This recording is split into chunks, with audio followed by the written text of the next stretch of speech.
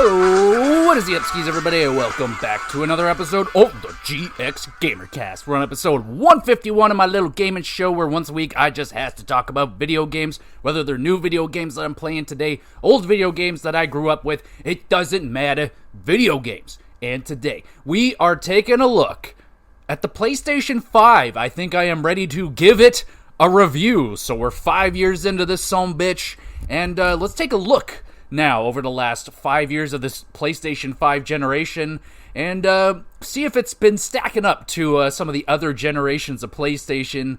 And we're going to look through some of my favorite PlayStation games. We're going to talk about some of the upcoming games, so on and so forth. Going to talk about my favorite features and my not so favorite features of the latest PlayStation console. But before we get into the PlayStation 5 talk, let's talk about what I've been up to over the last week or so. As I always encourage you, the viewer, the listener, let me know what y'all have been up to over the last whatever amount of time. What games are you playing right now? What movies have you seen recently? And what TV shows are you binging? Let me know, and I'll let you know what I've been watching right now. We got Resident Alien Season 2. So it's past the first season test. Wife loved it. I liked it. It's rather funny. And now we're on to Season 2. I must say, it's starting to turn, getting more into like the more of a realistic story. More in the feels, the reels, the good, less funny, more into like the actual story building of the show, which is like, it's fine with me. Like, I'm just playing a little Stardew Valley while I'm partaking in the show. But it is funny. It's still, I think the first season so far had a lot more laughs. But Season 2, pretty good. I would still recommend checking out this show if you're looking for a good laugh. And it's got Steve the Pirate in it from Dodgeball. So you're like, yeah, come on now, what more do you need? It is a show about a guy, well, it's an alien, disguised as a doctor in a little, I think it's a Colorado town, but a little mountain town. And yeah, hilarity ensues. And it's pretty damn good. And then, like, all my shows are coming back. I haven't started Wrexham Season 4 yet, but Wrexham's there. I want to get back into that, but then The Bear. Oh, baby, The Bear Season 4 just dropped on Disney. I'm like, oh, snap. Drop everything. I'm watching The Bear. So I'm only 2 or 3 episodes in, and yep, it's the freaking Bear, man. It's high pressure, stressful, and phenomenal acting. Story's kind of still coming along. Kami, he's really starting to come along now. He's learning some lessons. I mean, I wouldn't say he's completely different, but he has definitely changed a bit since the first season. And yeah, he's learning some stuff. Their goal now is to get that Michelin star. And now there's a time limit, which is only going to increase the stress levels even more, you would think. But anyway, it's a phenomenal show. If you have not checked out The Bear, and especially if you worked in any form of fast food, restaurants, any sort of food industry, like, oh man, this show just hits so many levels. Now, I'm not going to sit here and say that I worked at a Michelin star restaurant. Absolutely not. I worked at a Little Caesars franchise restaurant. You know what I'm saying? A little pizza guy over here. I climbed I'm not going to go down that road. Anyway, I worked at a Little Caesars. And it was stressful, but also there is a camaraderie that you build. Like, I am still friends with people that I worked with. I married someone that I worked with at that Little Caesars. So I'm still married to her, by the way. Don't worry about that. So, like, yeah, dude, there is something special about the food industry. It is highly stressful, incredibly rewarding, and, man, the camaraderie with your fellow workers is unlike anything I have anywhere else I've ever worked. I've worked in grocery stores, factories, warehouses, you name it, and I've never been closer than with the people that I worked with at a restaurant. And I think that's something they really keyed in on is the camaraderie of and those friendship bonds that they build, and how it really is kind of like a family, man. Like I said, I have never been closer with any work group other than the people that I worked with in the food industry. So yeah, really cool. Hits the nail on the head with the hammer. So The Bear, check it out. It's unreal. It's on Disney, and they dropped the whole entire season. Thank you for that. There's a trend that's been going on that I do not like. Wrexham was doing it. They're dropping I think they were doing 1 episode at a time, maybe 2, and I still don't think it's done. So I like to kind of wait until it's done, but I've been seeing so many commercials for it. I'm like, oh, I want to watch it. Tom Brady, you bastard. What are you up to? I will get to Wrexham. That is next after the Bears. So that's all I've been watching. No movies. I really want to get to 28 weeks later because I did days. And I guess I'm in a zombie mood right now. Let's talk about video games because I'm playing Dying Light 2 out of nowhere. It's my new challenge. I have until, I think, July 15th until this game goes away. And it's not a tiny game. I looked it up. And it can be anywhere from like 25 to like 40 plus hours. Depends how much you want to put into it. So I'm kind of mainlining the story, the main mission stuff. It's kind of an open world zombie game. I played the first one. Really, really liked it, but I never finished it. I only played a handful of hours, and I was like, yo, B-Dog, Billy, let's play this shit co-op. And we played it like once, and then we never got back to it, and I never went back to Dying Light. I was like, but it's always been on the back burner. Like, man, that was a good game. I liked it much more than Dead Island. I'll give it that. But, yeah, I'm playing Dying Light 2 because it is leaving the network, and it was on my hit list, so... And I watched 28 Days Later, gave me a little bit of a zombie vibe. I'm like, yo, Dying Light, kind of a similar vibe. It's not like... Now, people are saying it's like a horror game. I mean, yeah, there's some tense moments, especially if you go out at night. That's when the nasty, mean, scary, fast chase you fucking around zombie is out there. But other than that, it's pretty tame for me so far. I'm not having any issues, but... You know, I'm a Resident Evil veteran over here, but Amnesia scared the fuck out of me. I'll never play that game again. So, playing Dying Light 2, it's pretty good so far. Like, I'm not in love with it, but I do like the challenge of trying to beat it in 2 weeks, you know what I'm saying? So I like kind of getting through things. And the gameplay is there, though. The gameplay is absolutely there. The parkour is really fun and smooth. I like the world that they've built. It's a fun playground to run around in and do your parkour shit.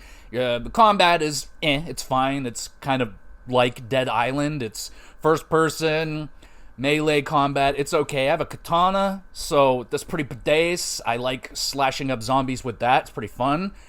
Story, I don't really know. I haven't gotten too deep into it yet. I'm only like four hours in or so.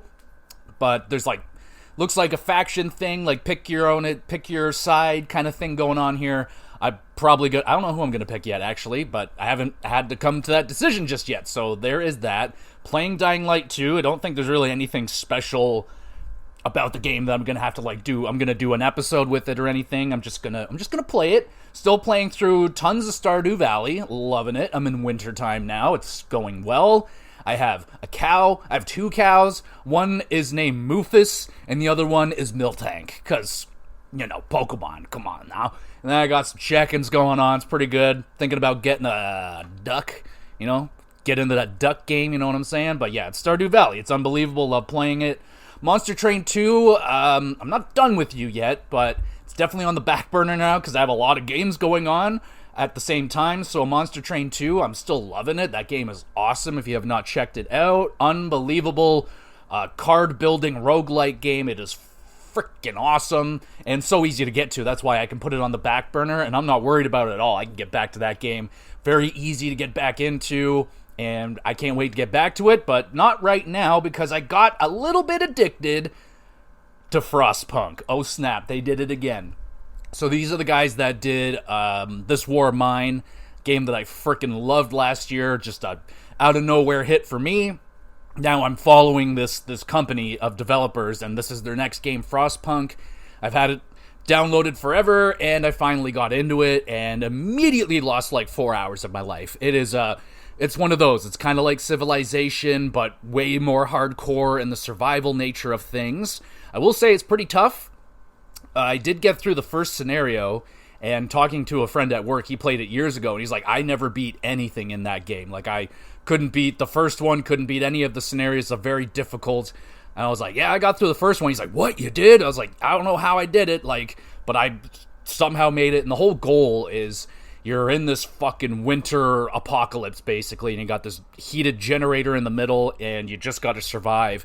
And you're upgrading, you're kind of building your society outward from the generator, and you're trying to keep everybody warm whilst, you know, you're getting coal and wood and getting resources so you can research stuff and build new buildings. It is a game that you can get absolutely lost in. I can just lose 3 to 4 hours into that game, no problem, just like Civilization.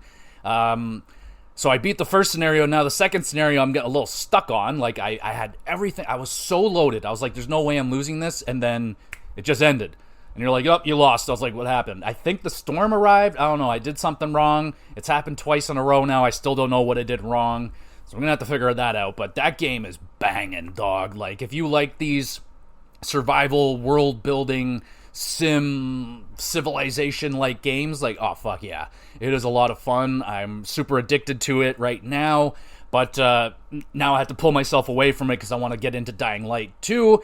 And I also have been playing Grand Theft Auto 3. So I got a lot of plates spinning right now. This is the benefit of me not doing the WrestleCast. I can play a lot more games now and just kind of enjoy my summer a little bit more. It's been nice. It's been really nice. I'm still watching wrestling, but I can sit there and not just sit there and watch the wrestling and taking notes. I can sit there and play games. I can fucking eat. I can actually do shit instead of like, I watch the wrestling and nope, now I can actually do shit. It's really nice. I like it. I recommend it. But Grand Theft Auto 3, that's been on my, I've never played it, period. Like, I played Vice City a few times at a friend's house, but never touched Grand Theft Auto 3. I don't own a copy of it. I do own a copy of Vice City, but I was like, yo, I gotta play this. Boom, PlayStation, like, they must have heard me, because I was like, oh, I'm really craving Grand Theft Auto, and I really don't want to shovel out the $45 for the trilogy bundle thing, or whatever the heck it is. And boom, PlayStation Plus gives me Grand Theft Auto 3. I'm like, oh, hell yeah, I'll play that. Downloaded it right away, and yeah, I'm into it. It's Grand Theft Auto. It's I am planning on maybe doing an episode on it. It's going to be on the back burner now for a little bit, and so I can get through Dying Light 2. But it's definitely something. I'm liking a lot of parts of it, but there's a lot of it's definitely showing its age even in remake fashion. The graphics are fine. It's just a very strange looking art style and game that they got going on there, but some of the missions have been fun, some have been fucking horrific, and I'm like, what am I doing right now? But it's Grand Theft Auto, man. It's a PS2 Grand Theft Auto game. It feels like one, plays like one. I was shocked at how small it is. Like, I grew up on San Andreas, and that's a pretty freaking big-ass world for a PS2 game. And GTA 3 is, like, just 3 kind of small little islands.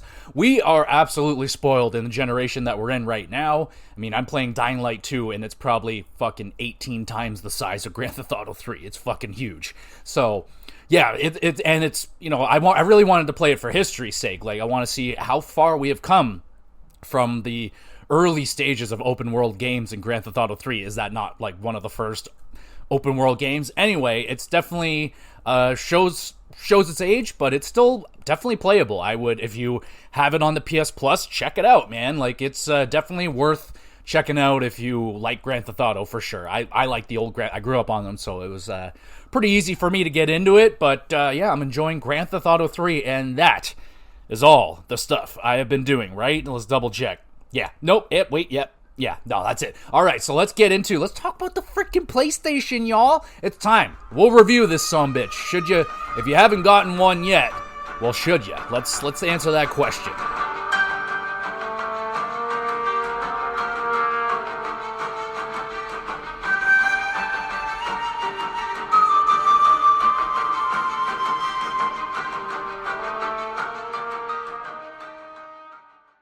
Oh, my lovely Sony. I will admit, I am a Sony pony, but I love all consoles damn near equally. I would like to own all 3 in every generation, all whatever. The only one that I discriminate the most is PC because I'm terrified of it. So that one I don't really count, because that's a whole nother level. You know what I'm saying? Anyway, I have owned all 5 of the Sony consoles all the way back to the PS1 when I was, holy crap. I got introduced to the PlayStation when I was about 6 or 7, I think. That's, my mom got me it, actually. I remember it. It was like this really strange, like, plastic package that it came in with, like, 4 games, maybe a couple of controllers. I don't know. It looked really strange, but I was amped about it, and I've been a Sony guy ever since. The earliest days I was Nintendo, grew up on the original NES and the Super Nintendo, and then from the ages of 6, 7, possibly even 5, I might have gotten introduced to that darn thing. But ever since then, that's been my console of choice. we got hooked onto the PS2, and then we got that for Christmas. PS3, it got close, almost became a pure Xbox guy. Thankfully, I got brought back by they really brought it in the back end of that PS3 generation. They brought it back. PS4, my grandma was just like, yo, I got you one, like, I got that thing so early, like, it was damn near, like, launch month, I think I got a PS4, loved it, and then we got to the PS5, which released during the dark ages of COVID. Ooh, spooky, scary, terrible. It was terrible. It was that. I mean, it was good for me because I didn't have to go to work all that often, and that was pretty cool. But all the other shit was terrible. I couldn't find anything. Everything took forever to do, and waiting in line at the liquor store for like 2 hours for some beer. Oh, the dark days, and not being able to find a fucking PS5 for almost 2 years. So the PlayStation 5 released in, I got it all written down here. I got it written down. I put down some dates. Released in November of 2020. Is that not just like a few months before the dark really hit? I think it was like March or April or something when it really all got shut down. We try to black it out. We're going to try and black out those dark days, but I didn't find one of these frickin' things until October of 2021. So almost a whole year it took me to find one. Actually, not that bad in hindsight, but it felt like it was a lot longer than that. And I wanted one at launch. Like, I was fully able, and I saved up. I was ready to go. Like, I didn't pre-order one, and yeah, I struggled to find one. Everywhere I looked, they never had them, and I just happened on a whim. I was going to buy printer ink, and I was at Best Buy, asked the dude, which he's probably been asked 4 billion times. I felt bad asking at this point in time. I just didn't really want to ask, but I was like, I'm here, I might as well. I'm like, hey man, do you have any PS5s by chance? He's like, which kind do you want? And I was like, come again? And he was like, do you want one with a disc or discless? I was like, oh my goodness. I was like, can I have one with a disc? And boom, he pulls out a PS5. Bam, I pay for that thing. It was a fortune. It did cost like it was over $1,000, man, because I got suckered in with the warranty. I was terrified of getting it stolen or something, because I was terrified I would never find one again. So I really wanted to make sure I'd be covered. I think I bought an extra controller, probably bought a game, and yeah, it was $1,000. It was a lot of money, but at that point, like, I was just I wanted it. I remember I had to pull over. Well, first, I got escorted out of Best Buy by 5 associates. They're like, do you want to walk? We're going to walk you out. He didn't even really give me the option. Like, we're going to walk you out. So I got surrounded. It was very intense. I was like, wow, this is crazy. But yeah, got escorted out to my car with the PlayStation. I had to pull over just down the road, and I just had myself like a Nintendo 64 kid moment. If you don't know it, look it up on YouTube. But I was just like, it was one of the happiest days of my life. I shit you not. It was so satisfying to finally get one, and just to have the funds available to own, like, to just be able to. I think that's the first time I have ever bought a console like that, like, brand new. Like, I usually wait for a bundle or a sale or something like that. Like, my grandma surprised me with a PS4. I wasn't even like, whoa. And yeah, so that was a special one. That was a special day for me. That is like a top 5 day for me.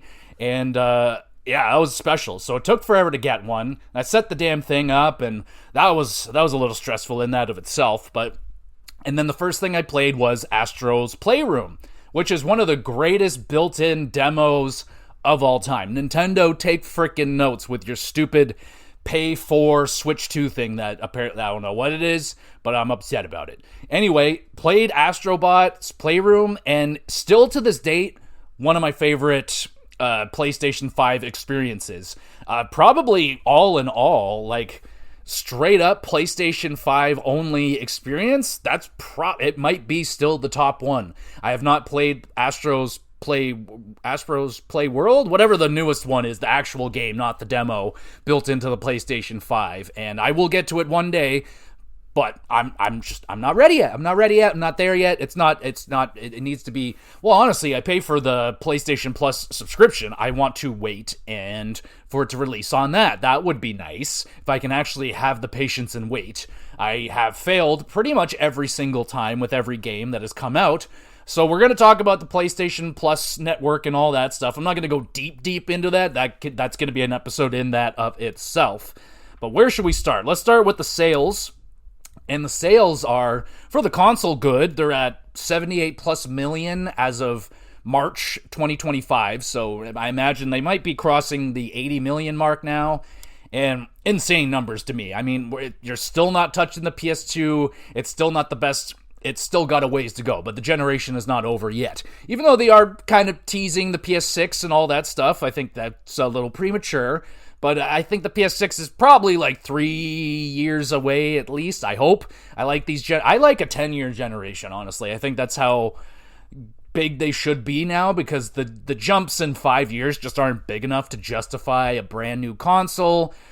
This generation in particular, they really like to hang on to the previous generation, and that's hampered the newest generation because they haven't been able to take full capability of the PS5. There's like, me building up this episode, I'm realizing like, shit, dude, there are not a lot of PS5 only experiences on this console because they like to make everything PS4 available as well. And same problem that Xbox has been having this generation with the Xbox Series S. You know, developers are struggling to develop their games to work with the S and the X. Like, they're just like, man, if only we had just the X to work with, it'd be so much easier. More power, we can really utilize this console. But this generation, I just don't think we've seen the full potential of these consoles. And I don't know, like, eventually there's going to be, I hope, a Last of Us 3 that is straight up PS5 only and fully just takes this console for a ride. It's going to sound like a jet engine about to frickin' explode.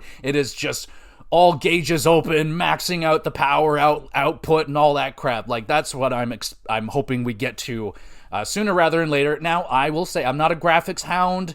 I will say this has been the least eye-popping jump in graphics for me. I was expecting more. Now, I will say I did not have the right setup when I first got my PS5. I wasn't playing on a pure 4K TV. I do have a 4K experience now, and it's improved, but like that moment has passed now. I kind of missed that boat. You only get one actual, like, oh wow, like when you first boot it up, it looked nice at first. I didn't even notice it until a while, and I was like, you know, I'm looking at videos online. I'm like, man, it's not looking this way on my TV. And then I found out my TV was actually only putting out 1080, and I was like, oh shit. Or actually, I think it was doing 14. It doesn't matter. I don't know this crap. All I know is I wasn't getting what I was supposed to be getting out of my system, so I bought the proper hardware for me to experience 4K finally. And I'm like, yeah, it's pretty cool. Like, the games look good. I will admit, the first time I saw the Demon's Souls remake gameplay, I was blown away. Like, I played the original Demon's Souls. I was there for that game, and like, I was like, holy shit, what have you done to my baby? Like, oh my goodness, this looks incredible. So I was admittedly a little like, wow, this looks insane a little bit right here. This looks crazy. And Demon's Souls did hold, like, that was a beautiful game. Sadly, I didn't play it on a 4K TV. So, you know, missed the boat there, and that's gone. I'm never playing that game again. I'm sorry. I went through that. I did New Game Plus 5 or some shit on that game. Never, ever again. But the exclusive sales are rather, like, I did the Switch 2 episode a couple weeks ago, and we're talking about their sales. You know, oh, Mario Kart 70 million and Mario Party 65 million, all these million copies sold, excuse me. And the only game that really hits, like, anywhere near that Nintendo level is Spider-Man 2 at 11 million sold, which is really good. I own a copy of Spider-Man 2. I have not played it yet. I really, really want to, but it's just the backlog, dog. The backlog. Spider-Man 2 for me ain't going anywhere, so it's getting pushed down a little bit, but that is the highest selling game on the console right now, and I can't even tell you 100% if Spider-Man 2 is console exclusive. I believe it is. I'm pretty sure, but that's how this generation is. Like, I don't really know. I couldn't even really, I had a struggle finding it on Google, just looking up, like, can someone tell me what are the pure PS5 only games? And I couldn't really find a straight up list on that. So I did my best. So, where do we want to go from here? So sadly, that's really the only, like, there's a bunch of games that have hit over 1 million, but not a lot. Like, you got the Final Fantasies, well, the first one anyway. The Rebirth didn't do that good yet. It's gonna get there, but yeah, the video game sales aren't as high, and that's just these Sony, Nintendo, Microsoft. Microsoft's had a hell of a fucking week. I'm not going to talk about them right now, but they have different strategies, and I like PlayStation's strategy from, PS2, PS1 onward, or like PS1 until the PS5. It's been pretty much games. Give them as many games, give them as many franchises and sequels, and just keep pumping out games. Like, there were so many freaking games on PS2, like, no one can keep up with all of that. There were so many amazing games on PS2, so many amazing RPGs on PS1, just so many amazing bangers. Like, PS3 generation, that's where they really kicked into that AAA sequence, and then we just started getting Uncharted and Last of Us and Infamous, and then PS4 is more of the same, Last of Us 2 and God of War 2018, and it was just Horizon. It was just relentless. It was admittedly too much. I am still trying to catch up, which is great for me as a Sony guy. Like, I am so far behind. There are so many games that I haven't gotten to touch yet that I still want to touch, and I'm almost kind of thankful that we've gotten to this PS5 generation where it's kind of slowed down a bit. But it is a negative. It is definitely a negative, and we'll discuss why. It's a negative because they've taken a hard turn into the live service situation, which has been a pure failure. Aside from Helldivers 2, the Sony live service has been a disaster, and it has definitely hurt this generation. It's hurt their future.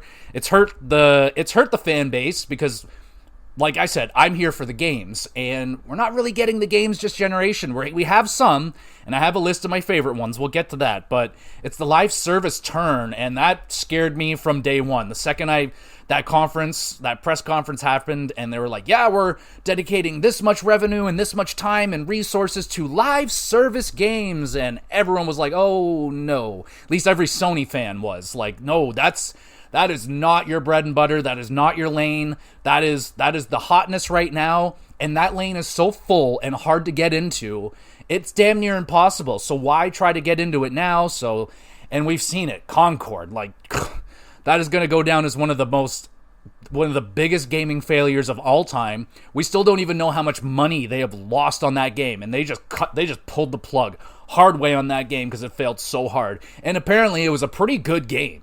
Like, there wasn't really anything wrong with the game. It's the fact that the lane is full. There's so many. There's Fortnites and Apex and fucking all these games that I don't play or care about. And that's why I'm so dedicated to Sony, because they cater to me, the single-player gamer, the guy that just wants a single-player story and single-player adventures and just, yeah. And they've been giving me that for 4 generations until we got here. So it seems like they're slowly correcting that path and righting some of the wrongs, canceling the Uncharted live service online thing scares the hell out of me, but I think it was definitely the right choice. Like, don't just put it out there if it's not going to be fun. Bungie's got one coming out, man. Freaking Marathon's coming out, and that could be a major failure as well. And, I remember the day that Sony announced they bought Bungie. I was like, holy fucking shit. And that's been a big... they've done nothing for Sony so far except help them cancel a potential failure that could seriously hurt The Last of Us and Naughty Dog's reputation and all that stuff. So, a bit of a dodge bullet there, but again, this should never have happened. And what we should have been given instead is we should have had a Last of Us spin-off game or The Last of Us Part 3 by now to coincide with The Last of Us Part 1 and Last of Us Season 1 and Season 2 coming out on TV being massive hits, and really turning people on to video games and now the media like in television and movies. They're becoming huge hits in all forms of media. So Naughty Dog doesn't want to lose that reputation, and thankfully canceling that game, but that was complete waste of resources and time. We should have had a spin-off. We should have had a Last of Us. They could have given us another Uncharted by now. Who knows what we could have gotten instead if they just didn't dedicate so much time and effort into live service failures. And the one that is shining the brightest in Helldivers 2 was the one that not a lot of hype was around that game, but that is the one success story, and that is the one that they should cater to and nurture, and they have. I think they've done a really good job. I personally feel like at this point I've just kind of missed the boat on Helldivers. I'm a single-player guy. I don't really have anyone that I would play Helldivers with. If I had some more friends on PlayStation that like would do that kind of thing, maybe I would have checked it out, but I'm just happy. I love hearing about it, like how everyone was, the executive orders and like these things coming out online, and I was like, that sounds really cool, sounds really fun, interactive, constantly releasing content, that is key, and I think they've nailed that. And I think what's wrong with just, letting Helldivers give whatever resources you were, don't give them all, but whatever you want to have left, give it to Helldivers 2 and let that fucking flourish and be your PlayStation Live service. Why do you need multiple? Why do you need so many? I get it. Money. And if you can get a few of these to hit, it's just going to fund your next AAA titles and so on and so forth. But I don't want Sony I didn't want them to become successful in live service, because that's going to take away from their single player focus and the success of that. And why PlayStation has been the king of gaming for so long is because they've been giving us so many games. So freaking many games. And speaking of games, let's talk about my favorite experiences on the console so far. Now, I tried to keep this to as close to PS5 only. There are some PS4 and PS5 games on this list, but here we go. So you got Horizon Forbidden West. Admittedly, I was a little disappointed with the game. Doesn't mean it's not great. It's still an 8.5 out of 10. I just preferred the first game more. There was more mystery. There was just, that was pretty much it. The allure of the mystery was more or less gone in the second game. Like, now we know what's this. Like, in the first game, you're just like, what the fuck is all this? Like, we're in this futuristic, prehistoric future world. Like, what is this shit? There's futuristic dinosaurs and like, what? But like, now you know that. And I didn't really like the development of Aloy in the second game. She's just kind of bitchy and not as likable as I would like her to be. She just wasn't that awesome. But the game was. The gameplay is where it's at. I love the combat in the Horizon games. I think they're arguably some of the best out there, outside of like the Souls games. Like, that combat is chunky. It is satisfying, knocking off pieces of the robots, and definitely one of the most gorgeous games on the console. It is a sensational looking game. So many colors. Yeah, it's definitely, I would put it in the must play if you own a PS5. But I'm pretty sure you could play it on PS4. Again, you'd have to double check. Don't quote me on that. You got Death Stranding. I really enjoyed Death Stranding. Again, not just a PS5 experience, but they have the director's cut, which is the one I played, which I believe is PS5. That's the PS5 version, and it was awesome. I can't tell you the differences between PS4 to 5, if it was a huge upgrade. I imagine it was in terms of performance and loading times and so on and so such. But I love Death Stranding. I just recently played it. I really want to I'll get to Death Stranding 2 at some point. No rush. That game took a lot out of me, and I don't really want to get into that type of experience again so soon.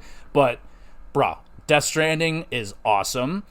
What else do we got? We got Ratchet & Clank Rift Apart. That's one of my favorites for sure. My first platinum would have been Astrobot's Playroom. But Ratchet & Clank Rift Apart, I'm not like a huge platinum guy. I only do platinums if I think the trophy list is fun enough to do it, and it's not a grind, and I really like a trophy list that just wants me to experience everything the game's got, or just a little piece. You don't have to 100% everything. You can get 50% of the collectibles. I really appreciate that, because I fucking hate collecting 180 little collectibles throughout the levels. They're super hard. They're super easy to miss, and like, just don't like that stuff. But Ratchet & Clank, bro, another game I sadly did not get to experience on a 4K TV, but I plan on, I will replay this game at some point for sure. It was awesome. one of the most, it was still gorgeous to play. It looks like a Pixar movie come to life. The gameplay is super awesome. It just kind of falls into line with all the other amazing Ratchet and Clank games. They're all so freaking fun. I love them all. And it just kind of falls into with like, yep, another awesome Ratchet and Clank game. Give me more, please. You got Miles Morales, which was one of my first PlayStation 5 experiences. You could play it on PS4, but I played it on 5. And that is where, like, I really got my taste of, oh, wow, there is really no loading times here, eh? Wow. I will say that's a huge plus for this generation. Like I said, me coming from all the way back to Nintendo, but starting, where load times were at its worst, I would say is the PS1 generation. Holy crap. Some of the load times back then were egregious. I was just kind of reminiscing about the PS1 the other day, thinking about playing the game of life on PlayStation 1 and how bad the load times were on that freaking game. Like, oh my goodness. I wish you could just... Anyway, it doesn't matter, but yeah, load times nowadays, pretty much non-existent. Like, I remember struggling, like, playing Miles Morales, and I was just kind of, it was kind of muscle memory at this point for load times. Just grab the phone, do whatever, write down a note, fucking check out Reddit, check out a YouTube thing, whatever, and I would go to grab the phone, and it would already be ready. I'm like, oh, okay then, well, I will just not worry. And now I don't even I generally charge my phone when I'm gaming because I'm like, oh, I don't need it. I could just put it over here and charge it unless I'm taking notes or whatever. But like, yeah, the fact that there is pretty much no load times is sensational. And Miles Morales, I feel like I liked it more than Spider-Man 1, just pretty much because there's no Mary Jane sections. But Miles Morales is an unreal game. Do not miss it because it's not as big as Spider-Man 1. It cuts out the crap of Spider-Man 1 that no one liked and just gave you a really nice, meaty experience in Miles Morales. It was freaking awesome. Now we're getting into the big guns. I only have 3 more on this list. That's how hard it's been to... And I haven't played all that many, you know what I'm saying? I'll also talk about the ones that I'm interested in to play and so on and so forth. But Ghost of Tsushima, come on down. That was the one I had to buy.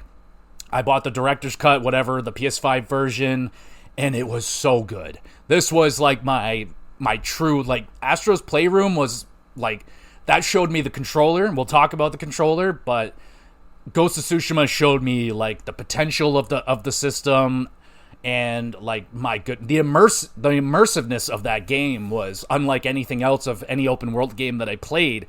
The fact that there's like no map.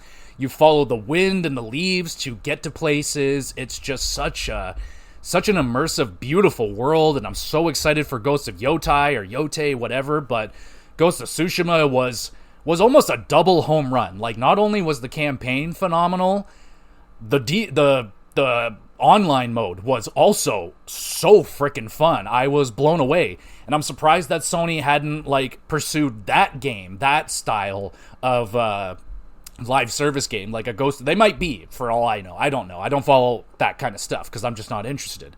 But that was really fun, and it was a free download, free extra mode, and I got like maybe another dozen or so hours, maybe 20 extra hours into that. I played it so much. It was so much fun, and I would have loved for that mode to get fleshed out more with more levels, more loadouts, maybe a new class or two, something like that. Maybe make it bigger, more than 4 people. Like, whoosh, there's a lot they could have done with that. So maybe they're going to do more with it, but Ghost of Yotai as well. Oh my god. But Ghost of Tsushima is a must-play for sure. Definitely check it out on PS5 if you got a PS5. And then Returnal. Returnal is my favorite pure PS5 game. I loved Returnal. Holy crap. This game is challenging. It is extremely addicting. It is a hard roguelike game, but it is like the first AAA roguelike that I've ever played. It looks amazing. It's super immersive, and one of the rare games that actually uses the DualSense 5 in a cool way, like, and the 3D sound as well. So you play this with the 3D sound effect on, and you can hear things like behind you. It's like surround sound, but like cooler, I guess. But anyway, it also you could feel things in the controller. Shooting, there's like different shooting modes with the adaptive triggers and all that stuff. So And not only that, but the gameplay is some of the best I've ever played. I just love the shooting. I just love the frenetic gameplay. It was sensational. I cannot wait to get back to Returnal. I want to replay that game again, but just want to wait a little bit longer. Just keep waiting until I just can't resist it no more and I got to replay that game. Don't Fear the Reaper. My goodness, that game is amazing. It is it's hard to call it the must-play because it is hard, but it's hard in the best way because it's a roguelike. It's designed to be hard. It's supposed to challenge you, make you come back, try it again with a different loadout, different ways. It's just ridiculously replayable. So, yeah, they're supposed to be hard. I don't think a roguelike that is really easy would be all that good. Definitely wouldn't be satisfying. And Returnal is ridiculously satisfying. And then topping the charts is God of War, Ragnarok. How could it not be? But again, you can play it on PS4, but I played it on 5, and it was incredible. It is one of the greatest games I've ever played, if not the greatest. Like, in terms of every single category, gameplay, graphics, story, music, acting, everything across the board is just fucking incredible. It is a must-play. It's a console seller. It's all the above. It's everything you want it to be. And it really did hit the mark, man. Like, 2018 was such a high bar, and it crushed it. Absolutely crushed it. I much prefer Ragnarok. Not that 2018 was bad. It's just that Ragnarok is the sequel. It's better. It's the Breath of the Wild and the Tears of the Kingdom. Like, they're both amazing, but, like, oh my goodness, like, Tears of the Kingdom, Ragnarok, like, jeez. Like, you can't go wrong with any of them, but Ragnarok is my favorite game that I've played so far on PS5. There's tons of other experiences that I've had. They're just not PS5 only, so I won't be talking about those, but we'll talk about some upcoming and recent games. So Astrobot is like, I want to play it real bad, but I'm trying to get the most bang for my buck out of my freaking PS Plus Mega Super Ultra Turbo Edition thing, and I want to wait, but they're so painfully inconsistent with those releases. It's anywhere from 6 months to 48 months. Like, bitches trying to say that, oh yeah, God of War Ragnarok came out in 12 months after. No, it did the fuck not. No, it didn't. I waited until I could not wait no more, and I bought it for $40, and then it did not release on the PlayStation Plus a month later. Literally a week after I beat it. They're like, here it is. And I was like, dang, I could have saved $40. Regardless, it's an unbelievable game, but I'm hoping I can wait for Astrobot. I just feel bad because, like, I hear that they're disappointed in the sales, and I want this series to explode because I haven't played it yet, but I hear people saying, like, it's better than Mario. I'm inevitably going to like it more than Mario. Astro's Playroom, I probably like than most of the Mario games that I've played. But that's just because it's so just Sony fanboy service. It's out of control. It's also a fucking awesome game. It is so freaking good. And to this date, no game has utilized the PlayStation controller better or as much as Astrobot. So I'm very excited to get to that game. I've heard amazing things. You know, it's won so many Game of the Year awards. Yeah, I'm gonna play it. I'm gonna get there. But I really want to just play it when it comes out on the service, because I am like 0-8 with that shit. Literally every game that I just listed off on that list, I ended up buying, and it came out on the thing. I think maybe Returnal was the only one. No, I think I bought Returnal as well. I bought Ragnarok. I bought Tsushima. I bought Morales. I bought Rift Apart. I did not buy Death Stranding, and I don't know if I did Forbidden West or not. I did, because I own a copy of it over there. I see it, yep. So anyway, yeah, I really want to play Astrobot. Game looks phenomenal and looks like a must-play for sure. I also can't wait for Yotai. Now we're talking about games that are coming out, because, like I said, we have had a lack of console exclusives this generation. It's been lacking. Now, haven't been a lacking of games, not in my opinion. There's a million third-party games out there that I would love to play. You know, the Metaphors, the Wufang, what the hell is that? Wuchang Fallen Dynasty, or whatever. Wuhong? Is that what it's called? I don't know. I've been hearing, you know, that game sold so good. It actually looks awesome, and I really want to play it. Tons of third-party games. Just, I think console exclusives are going down, and that's another thing. Like, we're seeing tons of Xbox games. One of the best-selling PlayStation 5 titles is Forza 5 Horizon, a very recent release from Xbox on PlayStation. So I thought that was interesting, and I imagine Gears is going to do the same thing. It's probably going to be one of the best-selling games on PlayStation, and it's an Xbox game. How weird is that? But that's what Xbox is doing right now, so cool. That's fine with me. But some other games that are upcoming that I am rather excited about, you got Code Violet. It's a horror game, so I don't really know all that much about it, but it looks really cool.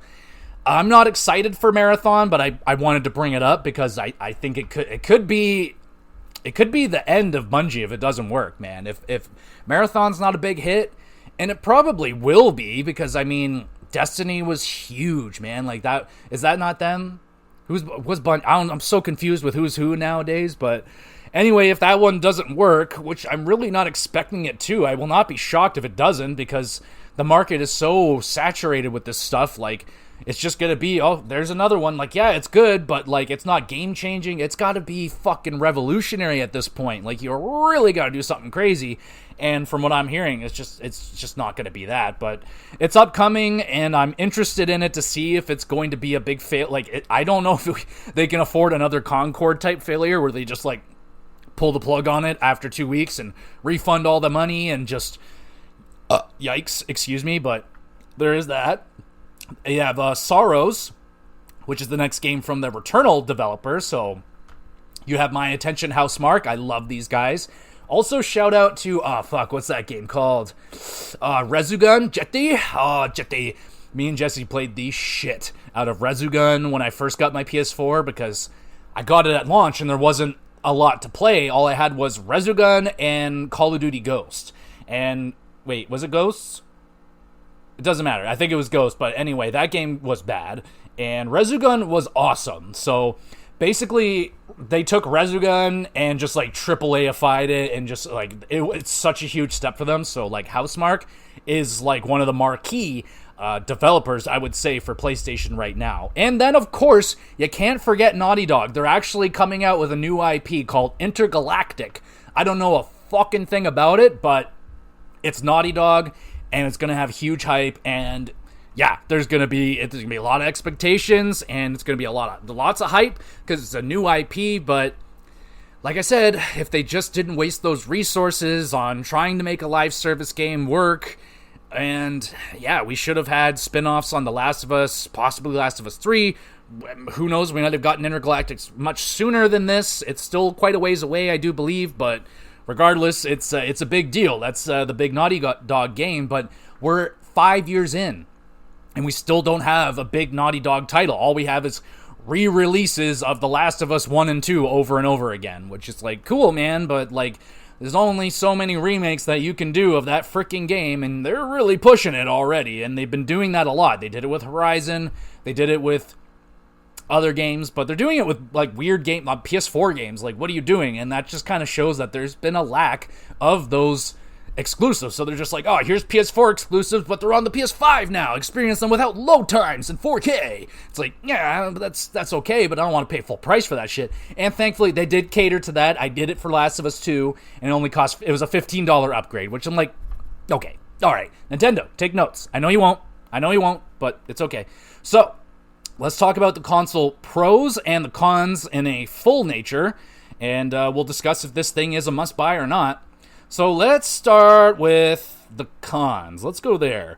So like I said, not a lot of games have utilized the DualSense 5 fully. You got Returnal, you got Astrobot. Those are really the only two experiences that I can say I was like, oh wow, they used the adaptive triggers in a they actually just used them. Like, the adaptive triggers, they're interesting. I don't love them. Like, they're cool. It's cool in Astrobot when it's like you're climbing up a mountain with your left and right arm, and like when you're pulling on it, you can like, you feel that shit, and it's like, oh, cool. And when you pull back on something and it releases, it's like, oh wow, the tension, you can feel tension. It's really cool. But only 2 games out of like the 50 plus 60 plus PS5 games that I've played have done anything really cool with the DualSense. And I don't know if that's because there's so many PS4, PS5 games where they can't really develop games with the DualSense 5 in mind because they have the fucking DualSense 4. They're like, oh shit, it doesn't have fucking adaptive triggers, it doesn't have this or that. So maybe that's why there's been such a lack of creativity with it, because they haven't really been doing anything with it, which is a shame, because it's...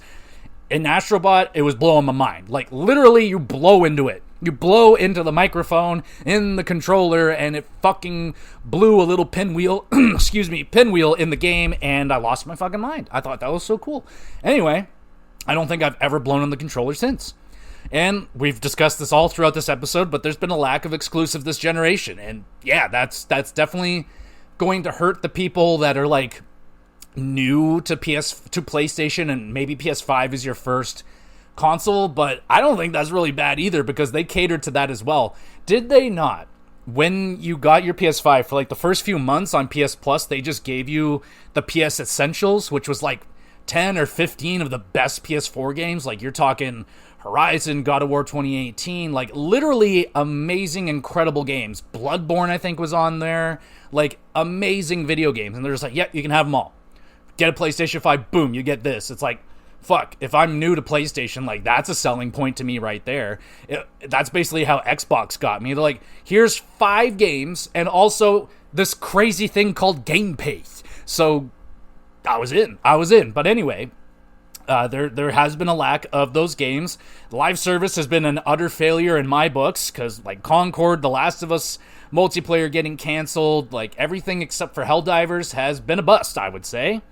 And then you got the PS Plus thing. So, I like it and I don't. I don't like how expensive it is, first off. It's very expensive. It's much more than Game Pass. I can't tell you how much it is right now. I pay for it yearly or whatever, once a year, annually, I guess that's called. And I think it's like 200 and some odd. It's a lot of money. But with the plus thing, like I did the whole thing, you get access to PS1, PS2, PS3 games, and you get a lot of PS3 games. The PS1 and PS2 is lacking. There's not a lot there, but what is there is really, really good. There are some very interesting PS2 games on there, but considering the PS2 library, there's a lot missing there. So they could definitely do a lot better with that. I wish, I don't expect them to release like Xbox day one exclusives. That's okay, but give me a date. Give me a better, consistent timeline, not just anywhere between 6 to 48 months. Like, we don't know, it'll just drop whenever. Like, fuck. Like, it drives me nuts. Like, I want to know. It's like, all right, let's say, all right, Last of Us 3 comes out on this date. All right, in 18 months it comes out on PS Plus. So there you go. You got 18 months. So, like, that would be nice. That would be nice to know. So then I don't buy it a fucking week before you release it. It's like they're waiting for me sometimes, I swear. Especially with God of War. That one really ticked me off. Okay, so that service is pretty good, but I don't think it's justified for the price. I pay for it because I'm a PlayStation mark. I want to play Legend of Dragoon. I want to play Harvest Moon. I want to play these weird games, Mr. Mosquito, and a bunch of the PS2 games that I missed. Like, I'll pay for that. I wish they release games every month like Xbox. I wish that was a little more consistent, and they have some good games and some, like, just whatever fucking terrible games that I would never play. But I like having those games in that service as well, because then maybe I'll take a chance on it and maybe I'll actually like it. And then the monthly games, the PS Plus, just like, those have been really good, man. There's been some insanely amazing games released on that. Like, I have cashed those in every single month for years and years and years, and I have built a massive library of games. Admittedly, a lot I probably will never play, but there's been some absolute hits throughout the PlayStation Plus that on games that I don't think I would have paid for, but to try it out for free, fuck, why not? I'll give it a shot, and I've had some amazing experiences through that, so that's been really good. Recently, they just released Diablo 4 for free on the PlayStation Plus. I think that's pretty wicked. I played that game on Xbox. Pretty fucking good game. It's just too similar to Diablo 3, so I didn't want to play it too much. But overall, yeah, that's kind of what I have. Light notes. I'll do a full episode on PS Plus. Throw out the best and worst games, the games I want on the service, and the games that should be on the service, and so on and so forth. All right, other cons. The disk drive is loud. If you did or do buy the disk drive version, I've used it quite a bit. I bought quite a few physical versions of PS5 games, rather games I just knew I wanted to have a physical of, like Baldur's Gate. Wait, I didn't do Baldur's Gate. I mean, Elden Ring, God of War, Spider-Man, like the essential games. Like I like to have like those games. I don't know. I just like to have them on my shelf. But when you do use it, it is quite loud. Very similar to like PS3, PS4. It's loud. But I wear headphones 98% of the time, so it's not really an issue, but I figured I'd jot that down just in case that is. And something I've been experiencing recently with the DualShock 5 is the batteries are dying on this thing like crazy. It's got to be a must now to own 2 controllers. I might need to buy a third one because I am switching out controllers like almost every session now. Like, I feel like these things are only lasting like 2 hours. I'm like, what the fuck is going on here? But I mean, thankfully I don't like have a sibling that I have to share my controllers with and they both die at the same time. I can interswap them. That's not really a problem, but again, something I wanted to jot down that I've been noticing recently. I'm like, damn, these controllers are dying super duper fast. All right, so those are kind of my console cons. Let's go to the pros. I do love the DualSense 5. I think it's arguably the best. I say this about every next controller, but I'm like, yo, this is the best feeling one. And they might have nailed it with the DualSense 5. It feels great. It's a little bit shorter than the PS4 one, which I really enjoy. It's heavier, which I really enjoy. I think the PS3, what is that thing called? The Sixth Sense or whatever. Oh my god, that thing was trash. It was like an ounce. It weighed like an ounce. You could drop it and it would just explode. Like, that thing was crap. Hated the Sixth Sense thing, but Dual 5 or whatever, unreal. I love this controller. Just dies fast. Games look great on this console. Like I said, it's probably the least, like, I don't know, these last 2 generations, like 3 to 4 and then 4 to 5, they've been like, you know. It's not why I'm buying them. Like, that's kind of why I was like, you know, when I was a kid, PS1 to PS2, I was like, oh, the graphics, oh my goodness, because PS1 was pretty shitty looking, you know what I'm saying? And then PS2 to 3, that was going into HD. That was pretty cray-cray. But yeah, for me, it's just really, I don't know, maybe I've just a spoiled rotten brat. I don't know. Arguably, I'm not using the right setup, so maybe I'm just not experiencing 4K as best as I can, even still, but whatever. I think the games look great. I think the system runs great. Like I said, lack of load times has been sensational. It's been a revolution. Like, I am able to play. Like, I remember that being a thing about Spider-Man 2. They're like, oh, it's not as long as Spider-Man 1. And they're like, yeah, because there's no fucking load times anymore, idiot. And it's like, oh, that's amazing. Like, games are literally getting hours shorter because of lack of load times. That's amazing. So for me, that is like, that was one of the bigger reasons why I wanted to buy these consoles. Me coming from the PS1, where you're literally sitting there, you can leave, go make a sandwich, go take the dog for a walk, you can come back and check on it, still, all right, 85, okay, I can go take a shit, go fucking make some cereal, come back, all right, we're ready to go. And then it fucking freezes, and then you gotta reload. Oh, fuck! Anyway, so I really love the fact that there's virtually no load times anymore. At worst, you got like 10 seconds, like, or it just crashes. I don't know. So that's really cute. I like the fact that I can play. It is backwards compatible with PS4 games. I was disappointed that I thought it was compatible with PS3 and possibly PS2 games as well. At least PS3, and it's not. But there are a ton of PS3 games that you can stream, and the streaming service is pretty good. My internet is not that good, and I've done good on Wi-Fi. I will say, I'm not even hardwired in down here, and I have had really good, like, so far out of like the 6 games that I've streamed, only one of them was bad, and that was like the first one that I did, and that was Ratchet and Clank, the first one, and that streamed pretty bad. That one was okay, but the Star Wars Force Unleashed on PS3, that one was kind of rough, but I think the game also kind of ran rough itself, so I think it was kind of mixing 2 bad things together. But other than that, like, I played some pretty, like, I don't remember what game I played. Oh, I played God of War Ascension on that bitch. And that was a pretty hardcore PS3 looking title. That was pushing the PS3 to its limits. And it ran like smooth. Like I had no problem there. So I'm pretty satisfied with its streaming services as well so far. I will say they're pretty good, all things considered. And I like the fact that I can play PS1. Not all of them that I want to play, but it's pretty good, man. Like it's not at the level of Switch, I would say. But it's pretty good that I can play pretty much every generation on my PlayStation 5. And affordable titles. Unlike Nintendo, they put their games on sale over on PlayStation, and I adore that. You know, within 6 months, you can see them go down as low as 40%, 50%. By the time you get to like that 12 month mark, you're looking at, you know, you can find them for 60 to 70, 80% off.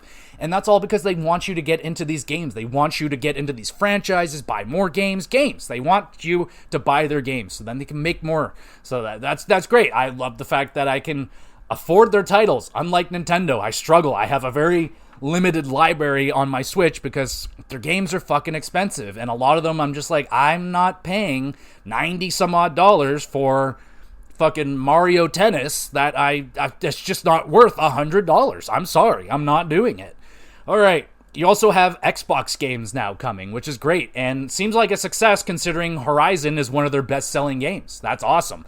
Well deserving as well. It's one of the best fucking games out there, must say. So that's pretty much all my pluses and negatives and my favorite games and games I'm excited for. So let me answer the question for you. Should you, if you own a PS4 and you do not own PS5 yet, should you drop in and around $1,000? Because this sumbitch has gone up in price, I believe, like twice now. So should you pay? Nah, I don't think so. I don't think you have to. Admittedly, not yet anyway. There's not enough here. There's not enough PS5 only experiences. Like, if you truly need to play Ratchet & Clank Rift Apart, and you must play Returnal, and you must play... See, the thing is, a lot of the upcoming games, we don't know yet. So, like, I would say wait. If you have a PS4, there's no reason to buy yet unless you're scared of the prices going up, which they very well could be going up again. We don't know. Tariffs and the crazy guy over there in America doing his thing. Who knows what the fuck's going to happen next. They may eliminate video games in general and might kill all the gamers, but who knows? We don't know. So if you're sitting on your PS4 right now and it sounds like a jet engine and, you know, you're craving some of those PS5 experiences, I still say wait, man. I still say wait. I bought mine because I never thought I'd see one again. So I bought it, and I didn't. That was the first one I saw in a year, and I was like, I'm buying this bitch right now because I may never see it again. And thankfully now they're much more available. I see them all the freaking time. That's really good. I see Switch 2s. That's great. So fuck scalpers because they're terrible, and don't do that. But if you are on the fence, stay on the fence for a little bit longer, I would say. Look for a nice bundle, an upcoming bundle, like they're probably going to have a Yote. Maybe even wait for, like, if you really want to wait, like, they already have a PS5 Pro, don't they? Don't buy that. That's unnecessary. You don't need that. There's not enough PS5 only games that's really going to utilize that Pro. Like, I know, unless you really need it, I don't know. See, I don't care. You can buy, it's your money. I'm just saying, if I knew that this is where we're going to be at 5 years in, I probably would have waited a little bit longer. But then again, it would have been not in my better interest because the console has raised, I think, $100 since I purchased mine. So you might want to buy one. I don't know. I don't know if I did a very good job at answering, but I might have convinced you one way or the other. I don't know why my voice just changed, but it did. So if you don't have a PS4, you want to buy a PS5, I'm not going to stop you. You can go get one if you want, but, like, geez, I would wait for a bundle or a deal at least. Try and get some games in there, you know. But there's a huge library of games, man. And the best thing is, all the old games are so cheap. Like, you can get any banger AAA PS4 title for like $20 to probably giving it out for free. There's an amazing lineup of games in their PlayStation Plus catalog and all that stuff. So, yeah, I love PlayStation. Overall, let me score this PlayStation I think it's good. I think it's a 7 out of 10. It's not a must-buy console. It's not, this is the greatest upgrade over the PS4. I think it's a nice nice serviceable upgrade over their PS4, but I don't think it's a must-buy upgrade over your PS4. I think, honestly, what your best bet would be, just wait till the PS6. Get that, because then it's gonna be backwards compatible with your PS5 games. Boom, you get both. That's what I would do. Honest opinion, skip the PS5. It's not a crazy generation. Take a look at least into how much longer they're planning on this generation. They might cut this one short and just move on to PS6 and try and recoup or something, because they're like, we tried the live service in this generation, we kind of fucked that one up, let's just start early on the PS6 and get back on track, because I don't know, maybe PS5 has a little bit of a bad rap right now with some of these failures. It is definitely, I would say, the least... It's hard to say, because the PS3 start was really, really bad, and it took them a while. It took like a whole rebranding, a remarketing campaign to get them back on track, and I think they really saved themselves there. I loved my PS3. I probably own the most PS3 games. That's where I went the most crazy on buying games, but... yeah, I would say probably wait for the next generation. If you can wait that long, let that PS4 sound like a jet engine until it explodes. That's what I would say, but it's not that I don't love my PS5. I love it to death. I play it every fucking day pretty much since I bought it. I love it. It gave me one of my favorite days of my life, which is kind of sad, but not really for me, a gamer, a lifelong gamer. It was an amazing day. I was really happy. Really happy day for me. All right? Back off. Anyway, maybe you'll experience that kind of happiness one of these days. You probably have numerous times. I don't know. Anyway, I think I'll stop rambling. 7 out of 10 for the PS5, 5 years in. Had a good time. Not a great time, had a good time. If it ended today, I'd be like, I'm a little underwhelmed. I didn't get my $1,000 money's worth just yet. And there's more on top of that. I mean, I'm paying for the service, so there's probably an extra $400-$600 on top of that. So, like, yeah, have I gotten $1,600 worth out of my PS5? No, not yet. I can't say I have, not yet. But there's more to come. It's not done yet, so I'm not done yet either. So, yeah, I still have more time to get more out of my PS5, and I am not done with that sumbitch by far. I'm very far behind, so... yeah, I definitely won't be looking to get the PS6 like the first year that it comes out. Hopefully year 2, maybe. All depends, because I don't like this trend of consoles getting more expensive as the generation goes on. This is a new trend that scares me, and I don't like it. So... we'll see how that goes. Regardless, let me know if you own a PS5, how long have you had it, what's your favorite games on it, and which games, if I have not discussed your favorite game, please let me know what game that is, and maybe I have played it, maybe I haven't heard of it, and I would love to hear about it, and I'll add it to my list, and I'll play it one day, and I can maybe talk about it. But that's all I want to talk about today. There's my PS5 review, 7 out of 10. It's good.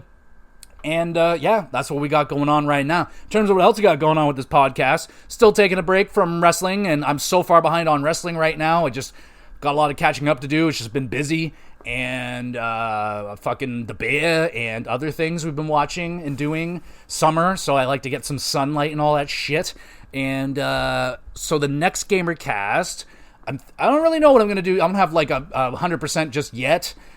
Maybe it's going to be Grand Theft Auto 3, who knows? Like, I am maybe like halfway through that game by now, so maybe I can get through more of it. Regardless, I'll have something out there for you. Maybe we can talk about Microsoft and their recent discoveries of firing numerous people, which isn't really a discovery. They've been doing it for a long time, but regardless, they let go 9,000 people the other day, which is a horrible thing. So maybe we could discuss that at some point, see what's going on with Xbox, even though I just recently I didn't praise Microsoft, I praised Game Pass because they were doing great, but we could talk about Microsoft maybe some other day. But for now, that is it for me. Thank you so much for listening. I upload all of these to the YouTube channel, GamerGX Videos. The link is in the description. Go check it out, please, and thank you. And I have a Twitter page. Don't really use it, admittedly, so you don't really have to check it out. But if you want to, you can. That's all good. It's on you. But if you want to leave a comment on a YouTube channel, you can just drop a comment on one of the videos. You can also drop comments on Spotify now if you didn't know. So you can drop comments there. Anything about video games, wrestling, or hockey. I'll still discuss any of that stuff with y'all. So that's cool. All right, everybody. So we'll be back again with some GX Blood Game.